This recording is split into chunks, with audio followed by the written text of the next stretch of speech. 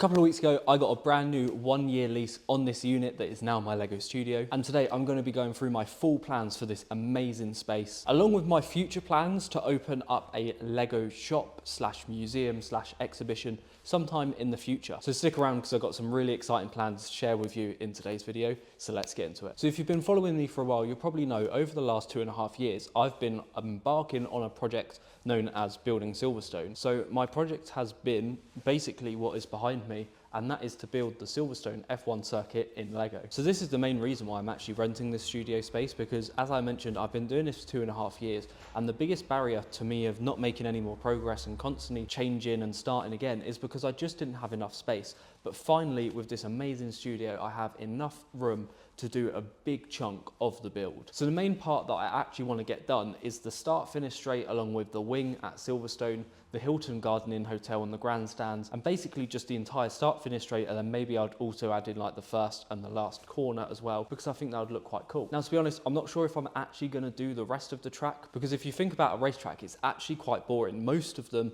are flat, like Silverstone is a reasonably flat track.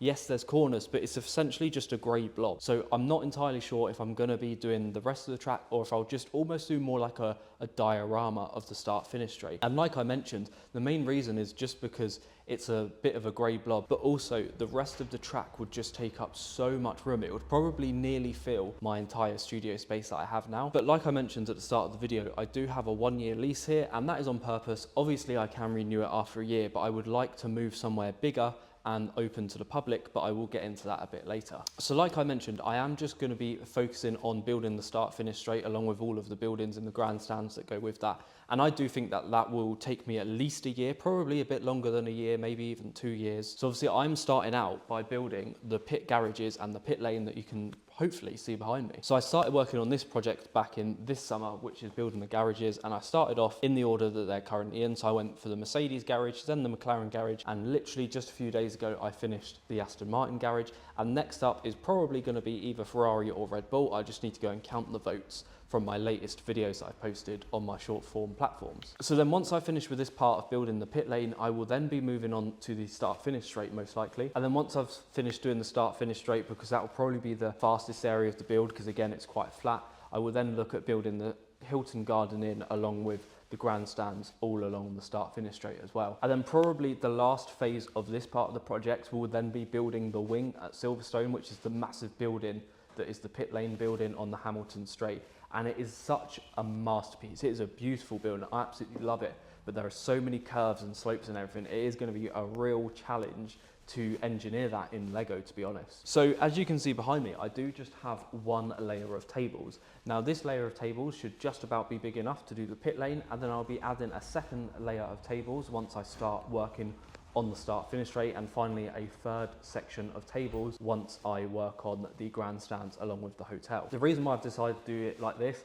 is just because it's much easier to be able to access here. If I had all 3 lines of tables whilst I'm mainly working on the pit lane now, I'd basically be having to reach across or move tables about all the time, because these tables are about 75 centimeters wide.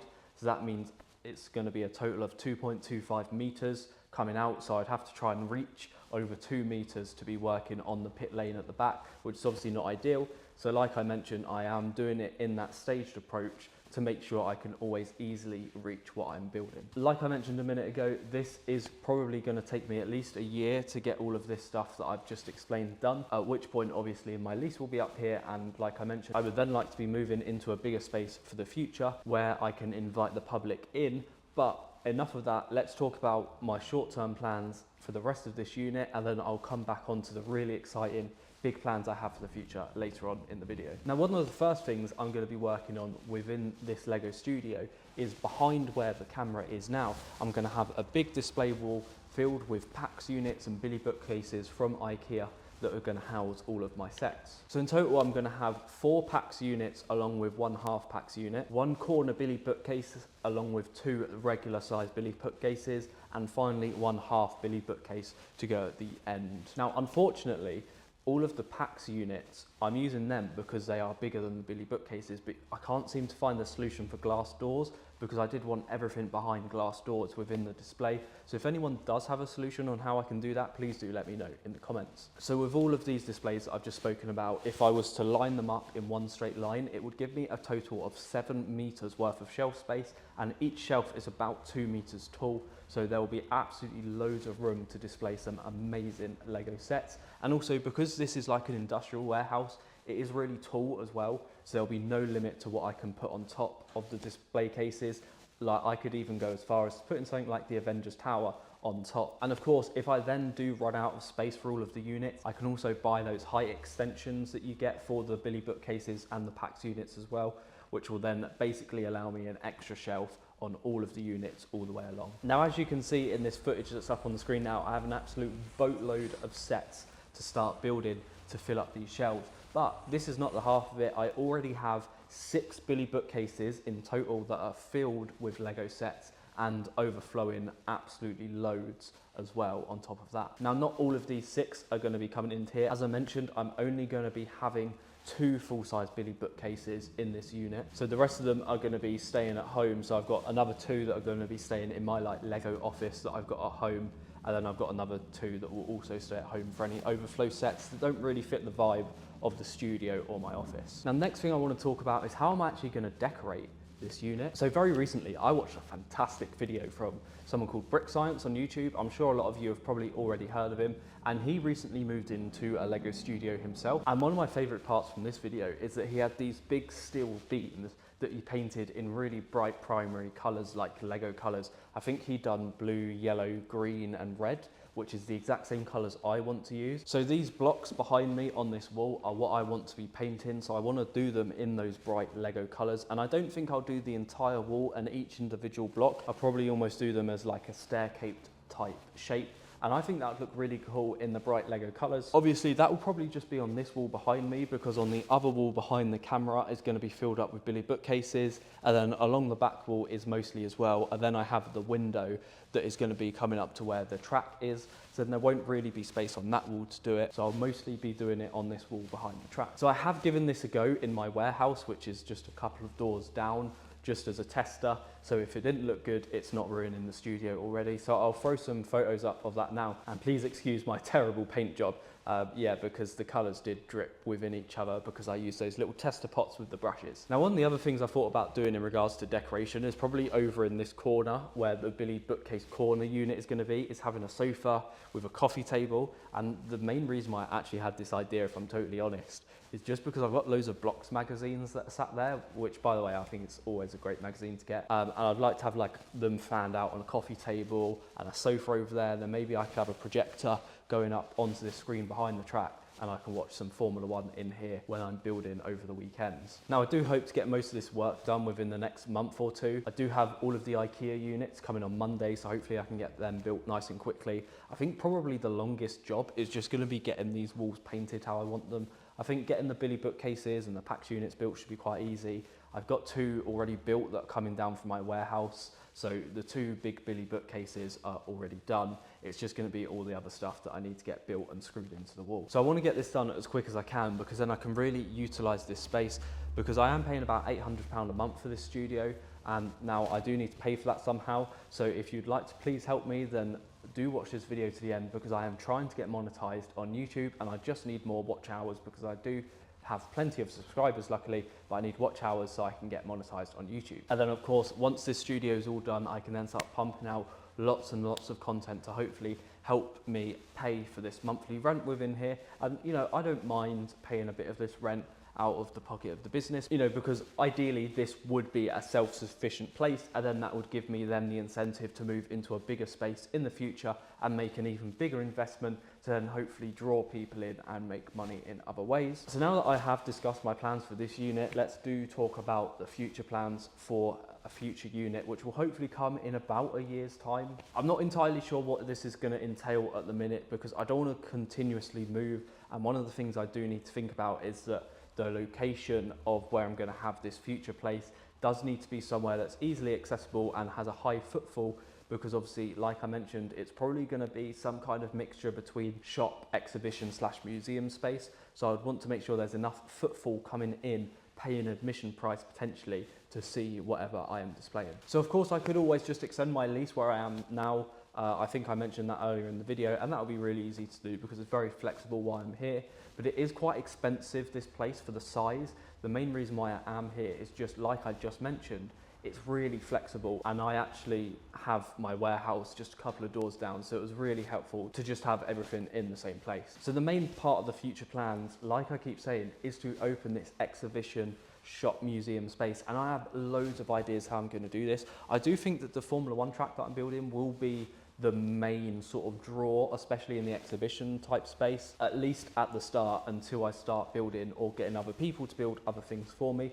Because I would ideally probably have some professional builders, sort of like model creators that you have at Legoland, that would be designing new displays, and just to help keep the exhibition looking nice and fresh, so there is always that draw to come back. I don't want it to be one of those things when you've seen it once, you've seen it and you don't feel the need to go back. So I do think probably one of the main sources of revenue that I'd be looking to open up would be that admission price to come and see what has been built. Maybe I'd have some sort of open brick areas where people can play and build some Lego as well. So it's not just walking around looking at Lego. And I wouldn't just want it to be displays. I think I would want that sort of museum vibe type to it as well, by having some really cool old retired and rare sets, because I know a lot of people do love that stuff as much as it's cool to see a massive Lego display. I know a lot of people also love to maybe go and pick out sets from their childhood, or look at sets that they know are super rare and super high value as well. And a side note, if anyone is really good at building on Bricklink Studio and you want to get paid for your work, do hit me up on Instagram. My Instagram is just Ben's Bricks. I actually don't know what my Instagram is. Ben's Brick? I'm gonna go Ben's Brick. My Instagram is Ben's Brick, so just send me a DM on there if you're interested in getting paid to build some Lego, because I'm definitely already looking to have people helping me out doing this amazing building that I want to display in the future. So actually my main inspiration for this museum is the Lego Museum in Prague. Now I went there at the start of last year in 2023, and it was absolutely mind-blowing, and I've been trying to develop my own vision of this ever since. I think they have the Guinness World Record for the world's largest Lego collection, and this isn't surprising. If you've ever been there, you'll know actually how insane this place is. Like, it's huge, it's over so many floors, there's so many different like themed rooms, there's like old stuff, there's city stuff, construction, there was lots of cars, and there was some really cool interactive things that you could do. I can't remember what they were exactly, but there were some things where you could twist knobs or turn some handles and things would actually move within the Lego City displays. One of the most impressive rooms was the Star Wars room. Not only was it just such an epic build and mismatch of sets, but there were also just so many incredibly rare, really awesome retired sets there as well. So I have had plenty of thoughts on my version of this since I went at the start of last year, and I do think it's going to be quite a difficult business model to crack, because you know, you're going to need a very large space like the one in Prague. It's also in a city centre, so you need probably to be paying higher rent to have that footfall about as well. Even just things like setting it up, like big glass cabinets to have the displays in, they're not going to be cheap. They're probably going to be thousands of pounds each. I've already looked at some to try and fill this studio space, but to be honest, one case that was the size of a Billy bookcase that was fully glass was more expensive than the entire wall and a half that I've ordered from IKEA. So at this point I just couldn't really justify that expense. Also because behind the cases in this unit, it is all really ugly, the walls and stuff. So if I'd bought these glass display cases, it actually wouldn't have looked very good. And I think these Billy bookcases mixed with the PAX units will look better, but definitely not something I would be wanting in my Lego museum or exhibition space in the future. Another thing to think about in regards to costs of this place is going to be staff. So obviously I would want to have a shop to go with the exhibition space. It just makes sense. I like how the one in Prague does it. So you walk in, you're in the shop, you get your ticket and you go downstairs into the museum. You walk around the museum and you finish by going upstairs, and you have to walk all the way back through the shop to get out to the street. And obviously after looking at all of that Lego, a lot of people are probably going to be inspired or just have that real wow factor and be like, I want to build something like that. And then they'll go and buy Lego within the shop. So that is definitely something that needs to happen. I think if I'm going to be doing this display space, there needs to be a shop where people can then go and buy Lego as well. So obviously to have all of this space, both the exhibition space along with the shop, it's going to require quite a lot of staff. As I mentioned, I would also like to have people build in, whether that be part-time or full-time, I think is besides the point, but that's also going to be another considerable cost to operating this type of business. So obviously I would need a lot of revenue to cover all of these costs and obviously make a profit on top of that as well. So I've thought about a number of ways that I could do this. So one of the first ideas I had, which was outside of obviously just the shop and admission prices, was like clubs, whether that be something like an AFOL building night or more of a kids club, where people can come in and they build Lego as a group, whether that be we provide sets and they build them, leave them there, or people bring their own Lego in, or maybe even, probably more so for the adult fans of Lego, if there's a new display that is being built, we could almost make instructions for everyone. Everyone comes down, we provide them with, you know, food and drink or whatever that, you know, we provide them with all the bricks that they need to help us build these parts of the display. Another thing I'd also thought about is people sending their builds in to display for a short period of time. I feel like this is sort of what actual museums do, where countries or people or whoever, however it works, they would loan pieces to museums. So for example, there might be a social media Lego influencer who has built a really big Star Wars mock and they're not really sure what to do with it now, so maybe it could almost be shipped into the museum. I would like to say that I wouldn't pay them anything for it, but then it would only be there for maybe a year or a couple of years, and then alongside the build we'd have sort of a maybe an information plaque about who built it, so then they can gain more followers online by people being able to see their builds up close. I sort of thought this would be one of those ways that would be a bit of a win-win for everyone, because we get displays that we can house. And I also feel like the people who build these massive mocks, they usually then have to take it apart and start again and do something different. So maybe sometimes it'd be nice for them to be able to have it displayed somewhere for a period of time before they then rip it down, because some of these mocks are so incredible and huge and so time consuming. It must be pretty heartbreaking to put all that time and effort into it and then just see it broken down so quickly. So there are absolutely loads more ideas I have for this future space, but if you have any ideas for me, do let me know down in the comments, because I'm really excited. I love the fact that I now have a Lego studio. It's been nearly 3 years since I started creating Lego content online,